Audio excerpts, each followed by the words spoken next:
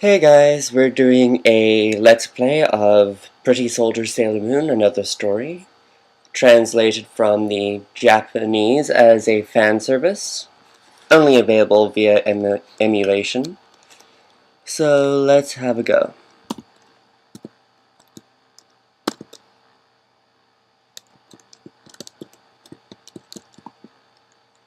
Alright, starting a new game.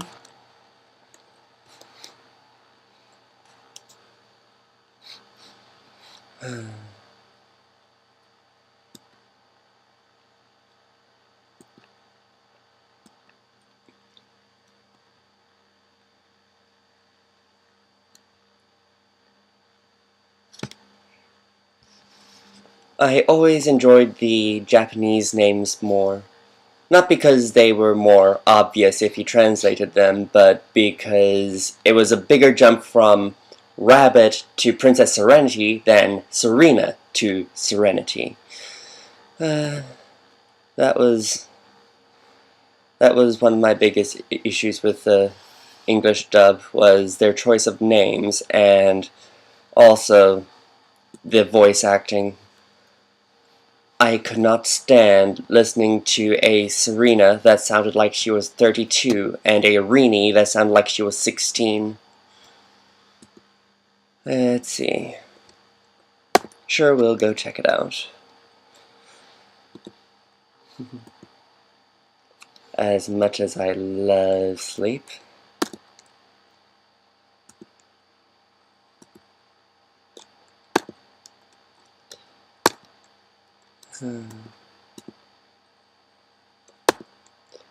Let's see. Alright, the whole Chapter 1, Her Destiny. I forgot this game did that.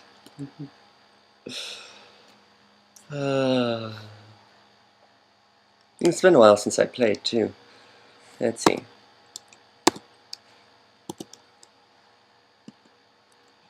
Nope, that's not what I want.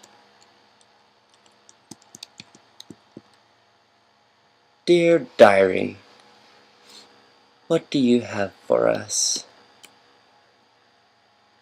We don't have anything in those departments. Alright.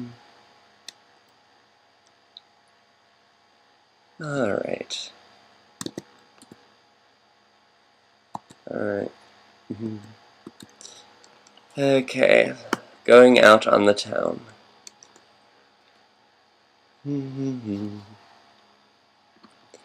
Let's see.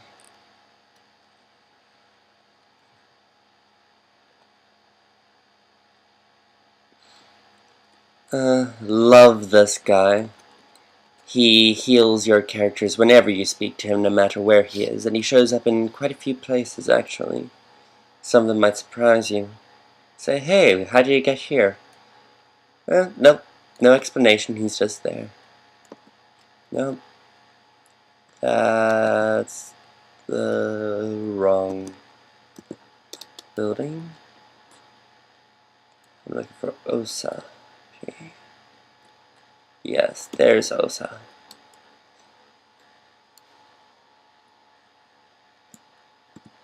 Hey, Naruto-chan!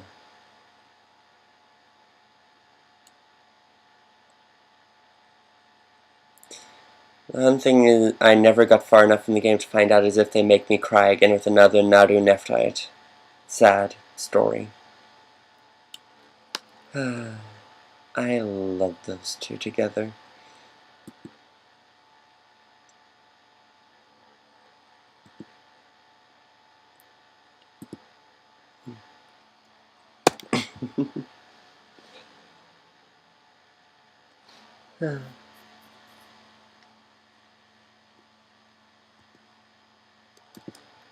I don't know if I'm grateful or sad that they did not put in the whole transformation animation that they had in the anime.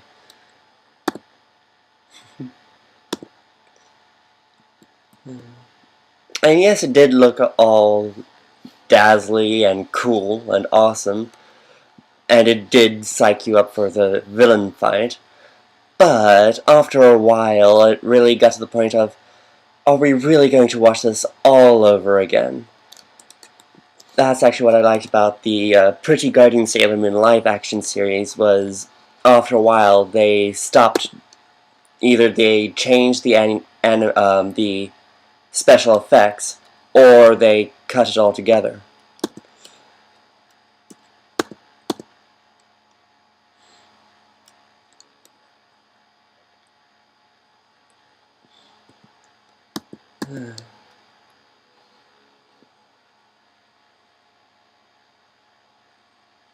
Here's a signature move from Season 1. Let's see. Well, early Season 1. After about halfway through Season 1, once the Ginzushu materialized, it became the Moon Healing Escalation.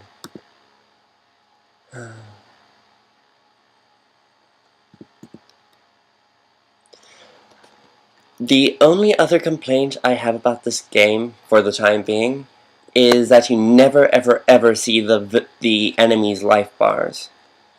You sort of have to do mathematics in order to figure it out. How many hits of what kind of moves dealing what amount of damage actually kills it.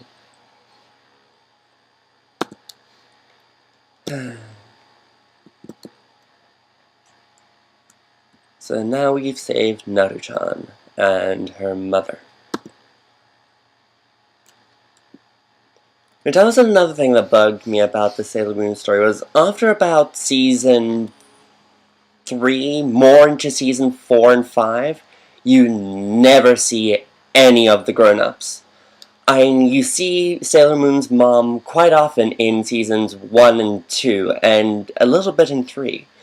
But after a while, you just stop seeing them all together, especially in Seasons 4 and 5.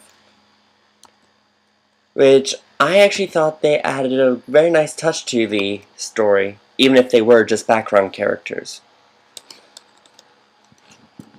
Here we go with Mamo-chan. Or Mamoru-kun, if you want to be more politically correct in my Japanese, I should say.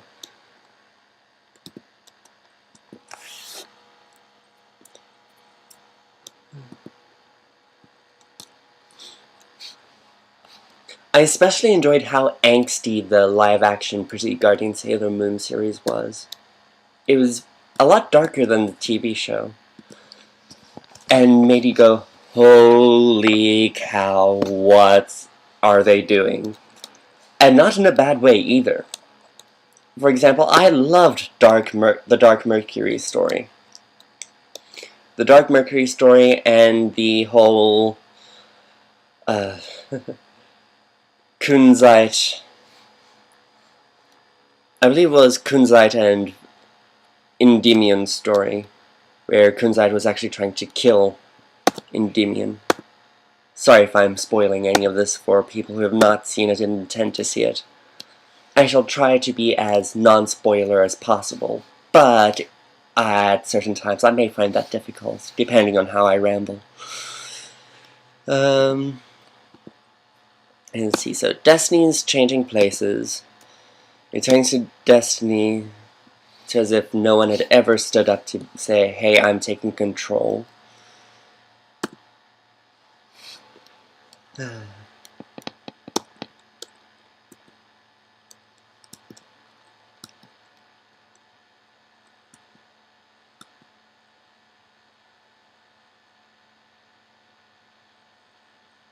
And there's supposed to be 2 or 3 different endings for this game. I've never gotten even remotely close to being far enough to choose one of them. I think the farthest I've ever gotten before my computer crashed on me was the end of Crystal Tokyo. And without any big boss fights. I believe I was on my way to fight the Opposito Senshi, who are coming up.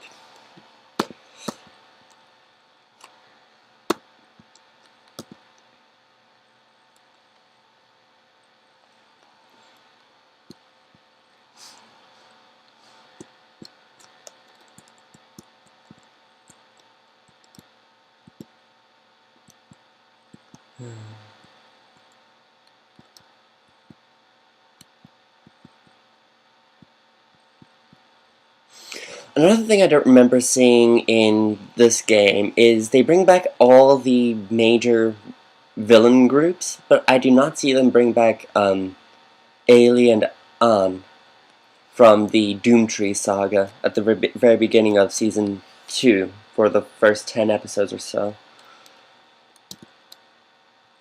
I don't remember if they do or not.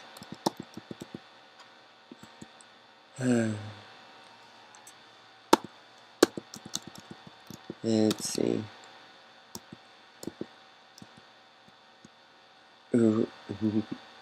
Urawa-kun. Alright, he's from one of the rainbow crystal monsters that Sailor Mercury fell in love with.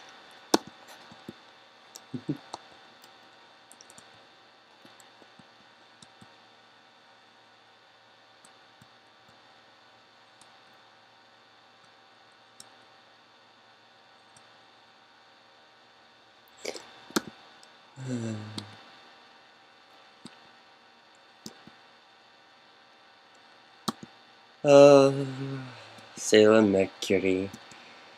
Always being the practical real world one. It's an anime.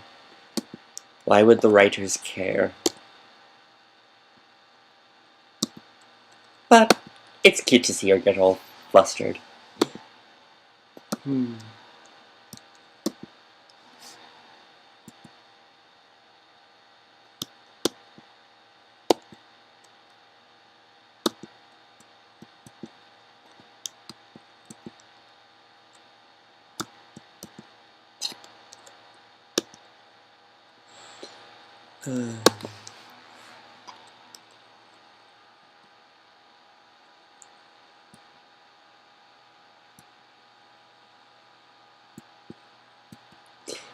Hooray.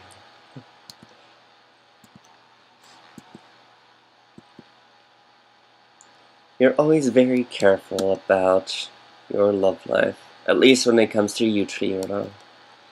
Although you weren't quite so careful about it with Mamoru-kun, so...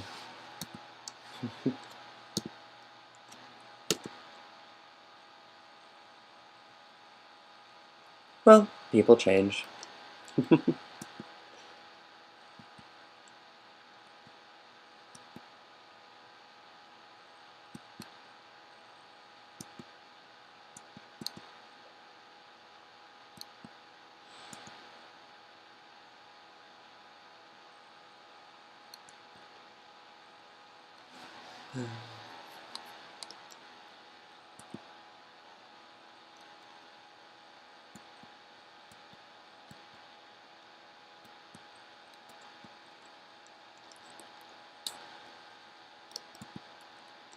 Don't worry, Venus, you have Kunzite when he's not being gay with Zoisite. And Sailor Jupiter, you should really go after Motoki at the Crown Game Center. Well, he went after you in the live-action Pretty Guardian Sailor Moon, so... Eh, I count it as canon.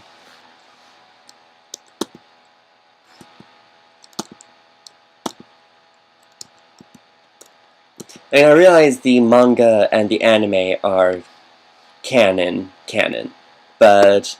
and that the live-action was sort of a rewrite do-over. But I still consider it canon.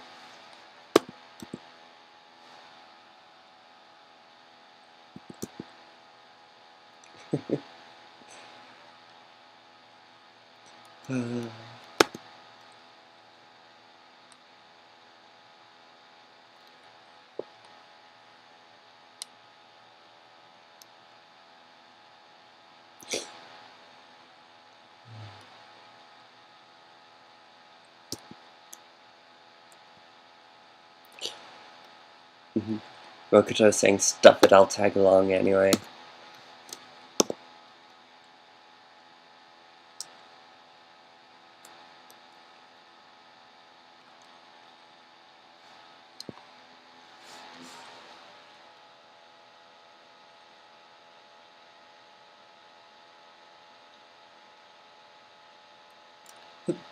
Missed the turn. Up here we go. Let's see.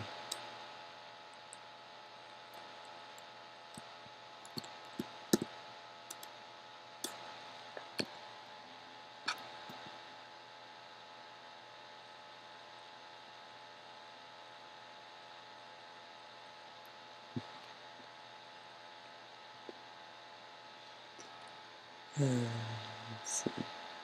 Talk to everyone here.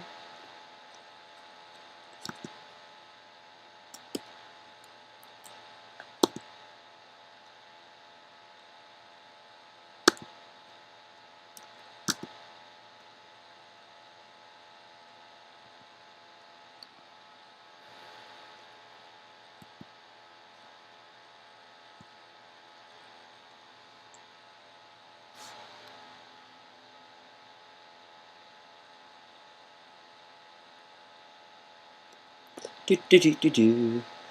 Best friends being stalkers at the train station.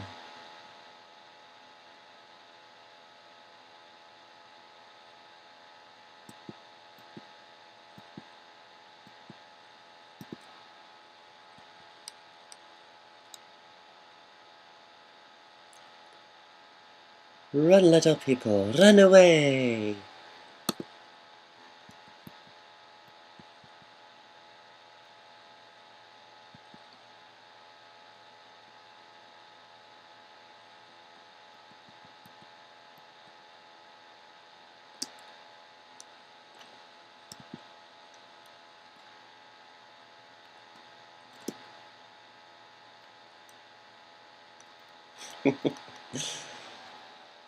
For some reason, my mind just jumped to the scene from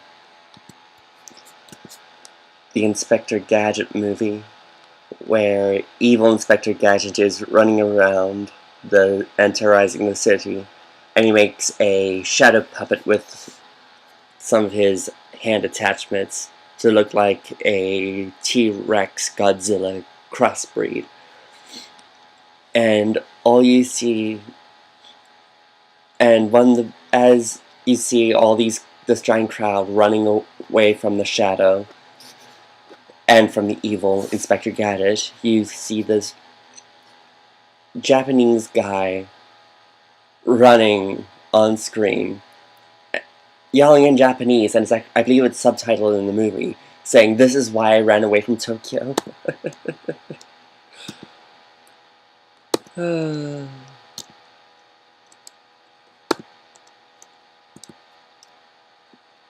In in the order that they were discovered in the anime. Except Sailor Moon being lost because she's the leader of the group. Sure, let's save. Just in case things go horribly wrong and I screw up like a complete washout noob. Yes.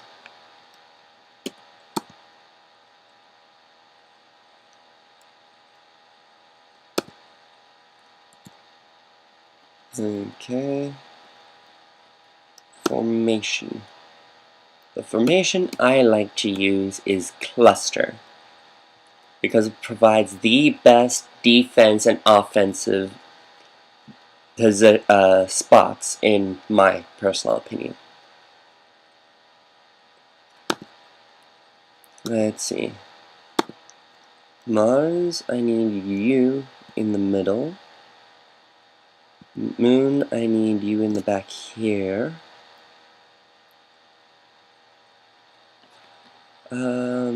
Venus and Mercury should trade spots. This tends to be my general setup that I use for these 5.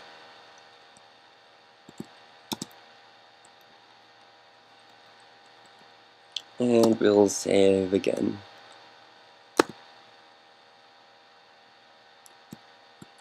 Alright.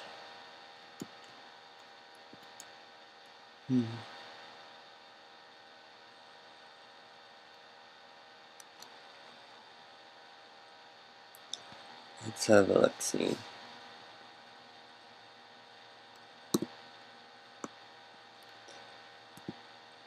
Hmm.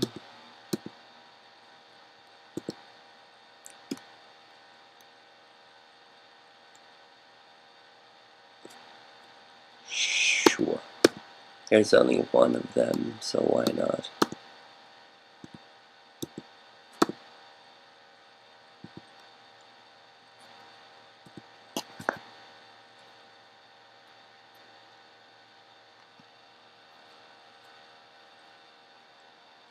Let's just go to town on this guy.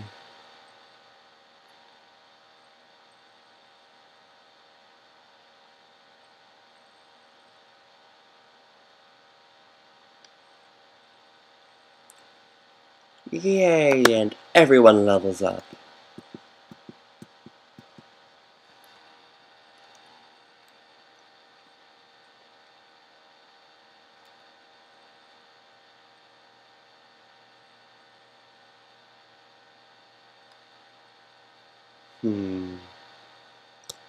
Pretty much the same thing, except everyone has a hell of a lot more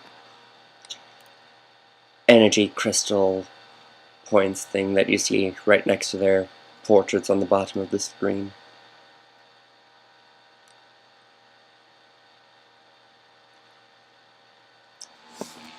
I think the actual game mechanic term for it is energy points, although I tend to use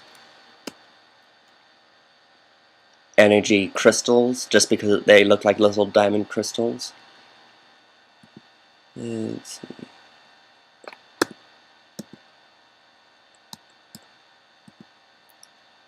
Here we go. Burning Mandala. Venus Love Me Chain.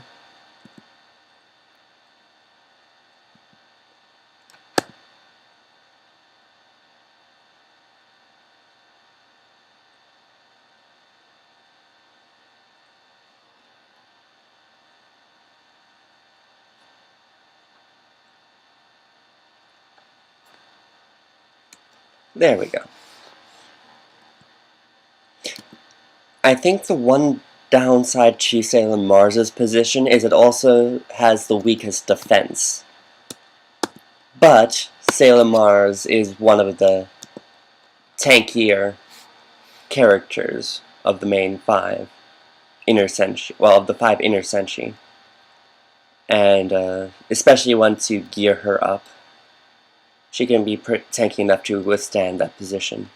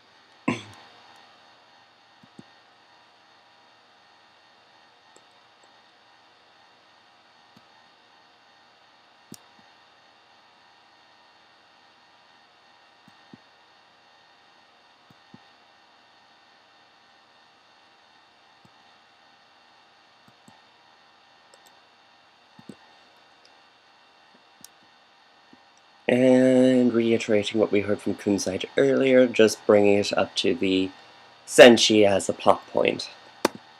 Yay.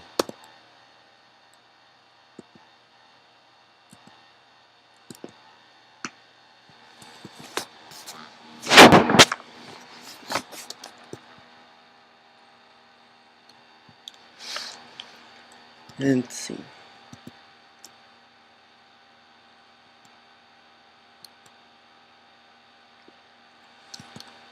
Yes. Sin.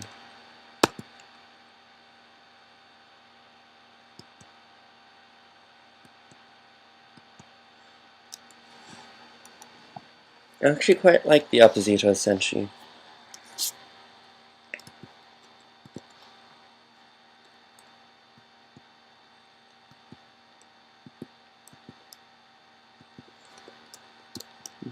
especially once you see their backstories.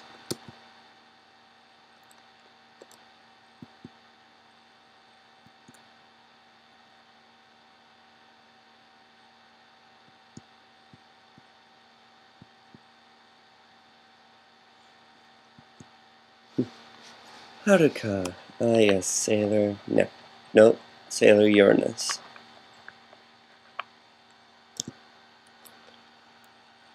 Can't believe I almost called Haruka Sailor Neptune. Michiru is Sailor Neptune.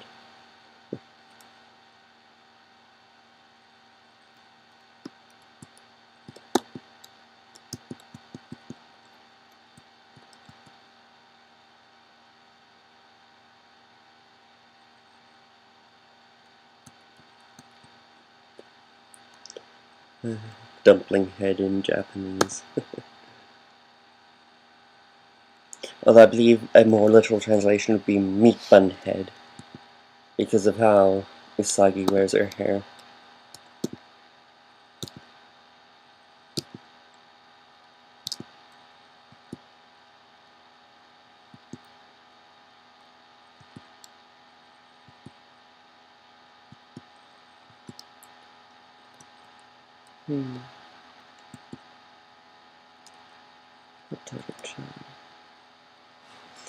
Let's see, we'll save before we leave.